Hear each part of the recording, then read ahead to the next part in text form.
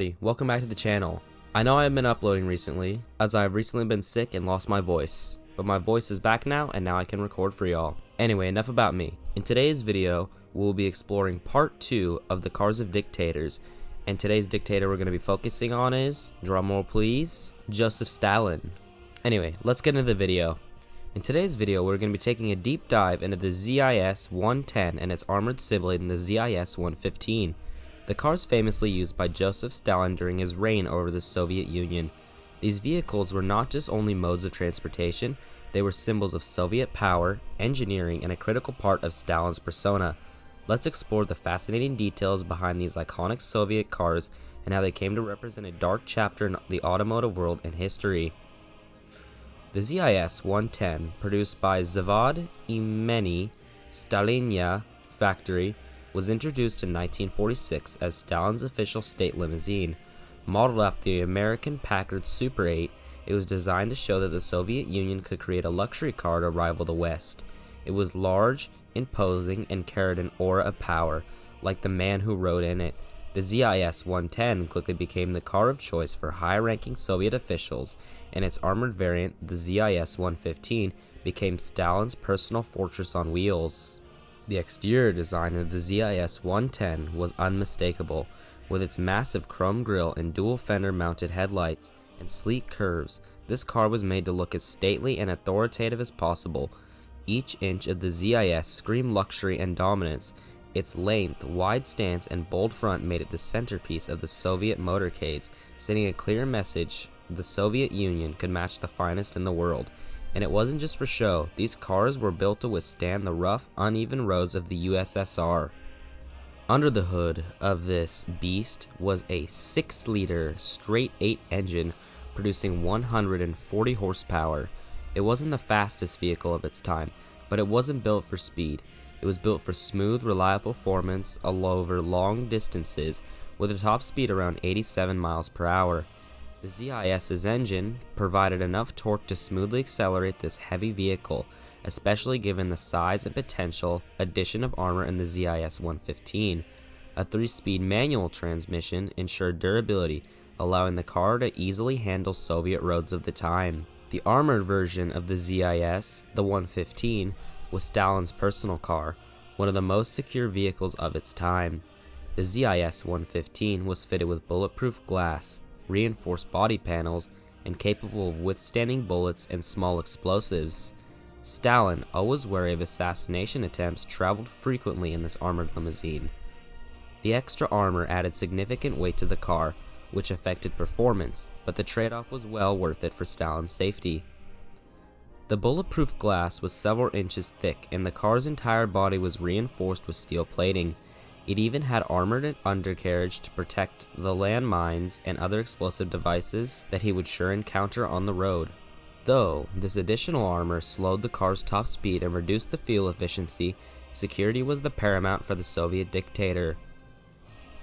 Despite its heavy armor and size, the ZIS-110 and 115 were engineered for comfort and smooth handling. The car featured an independent front suspension with coil springs paired with a rear leaf suspension, ensuring a smooth ride even on rough and uneven Soviet roads. Stalin needed a car that could take him across vast distances without sacrificing comfort, and the ZIS managed to deliver that with stability. The suspension was built to manage the weight of the car, especially in its armored form, ensuring that even when heavily loaded, it would glide over bumps and potholes. Stopping this large and heavy vehicle was no easy task, but the ZIS-110 was equipped with a hydraulic drum braking system on all 4 wheels. These brakes were designed to provide consistent stopping power, which is essential during parades or any situation where sudden stops were necessary. Though not as advanced as modern disc brakes, the hydraulic drums were reliable for the time, allowing the vehicle to safely stop despite its weight, especially in its armored form. The ZIS-110 and 115 were more than just cars, they were tools of Soviet propaganda.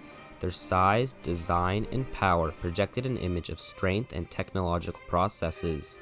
For Stalin, being seen in this car wasn't just about luxury, it was about showing the Soviet Union that it was just advanced as the West. The massive body, the smooth ride, and the sheer presence of the car helped reinforce Stalin's image as the untouchable, powerful leader of a mighty nation.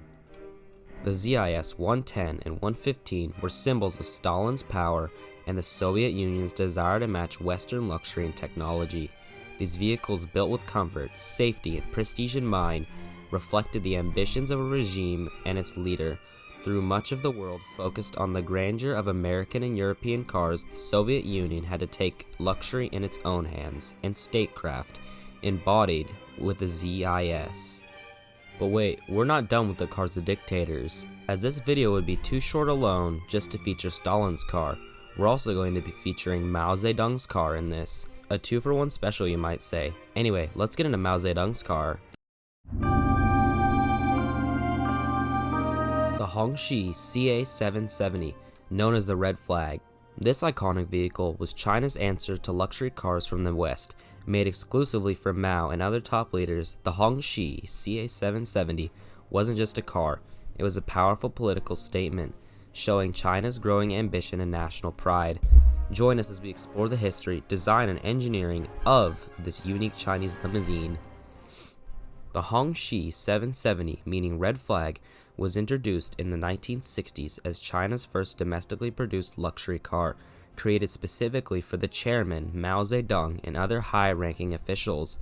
Built by First Automotive Works FAW, the car was a blend of Chinese design elements with Western inspiration, particularly from Soviet and American luxury vehicles, which we all know, Soviet luxury vehicles were a copycat of American vehicles. So you could say this Chinese car is a copycat of a copycat. Anyway, in an era when Western cars were symbolized as wealth and power, Mao wanted a car that reflected China's rising status. Free from foreign influence, the Hongqi CA770 became a crucial piece of Mao's public image and a way for China to show its ability to create a world-class luxury vehicle like no other.